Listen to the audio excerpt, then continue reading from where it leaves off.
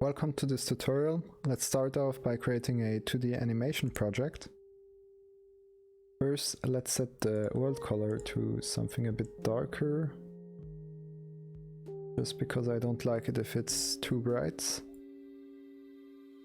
Then let's delete the stroke we have and shift A, grease pencil, blank. Let's go into draw mode and set the radius to 60 and the strength to 1. Now we can see we can draw something.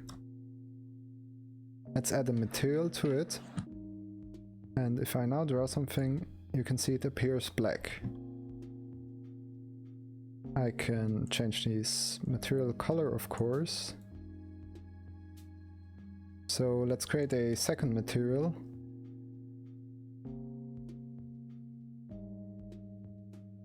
And add a fill to it, and you will see it fills up with this color. Now let's talk about layers. Layers basically work like in every 2D drawing software. I can create a new layer, and then if I draw it, it will appear on top. With these two arrows I can put it below or on top. For filters to work, you need to be in rendered view. Then you can apply some simple filters. I'm gonna add some shadows to the scene maybe.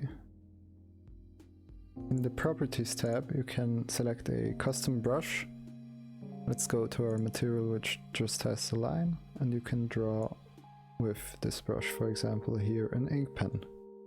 You can also set the color to the material color or to a custom color, for example here blue. And I can also change, if I change the material on it, it will keep the options of the material which are not assigned. For example this fill, we don't have it assigned here because we have our mode only to stroke. For that we would have to have stroke and fill selected. This might be a bug. I hope it will be fixed in the next Blender release. Now there are some simple options like fill, erase, pretty self-explanatory. You can also tint your lines if you want. There's an eyedropper tool. So let's go back to the pencil. Let's now talk about lines. You can make lines by clicking and dragging, and then you're still able to move the line until you press enter to accept your settings, or if you don't want to accept, click escape. You can also create some interesting curves by changing the points on the line and then press enter. Next up, let's talk about annotations. You can, for example, give yourself some info for things you want to do later, very easily with some annotations. Now let's go into sculpt mode. There are some basic brushes. They're pretty self-explanatory. I will let you try them out for yourself. In edit mode you can select a whole stroke or a single point and move it around, or multiple points with B. An interesting tool is also the radius, with which you can easily change the radius of a mesh. Let's show you this on this one. So now in object mode you can move your grease pencil object around, and you could, for example, also put another grease pencil object behind it to make some interesting 3D effects, because that's what Blender actually excels at, doing 3D, and combining those two worlds can do really interesting graphics.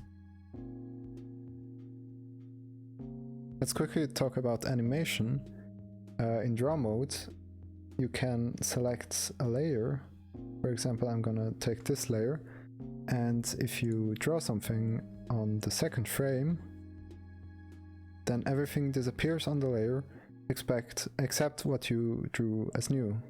For example, let's do a third frame, and as you see here, there are some keyframes which were created for those frames, and you can move them around to like make some interesting animations.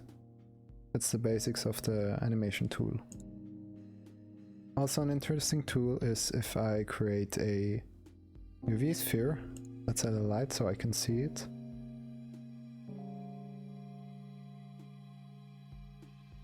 I can go into draw mode and set the origin to surface with 0.04 offset. And if I now draw something on it, it will snap to the object.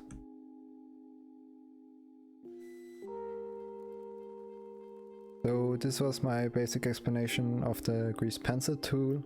Hope you liked it. I'm still new to YouTube. This is my first ever video. And see you around.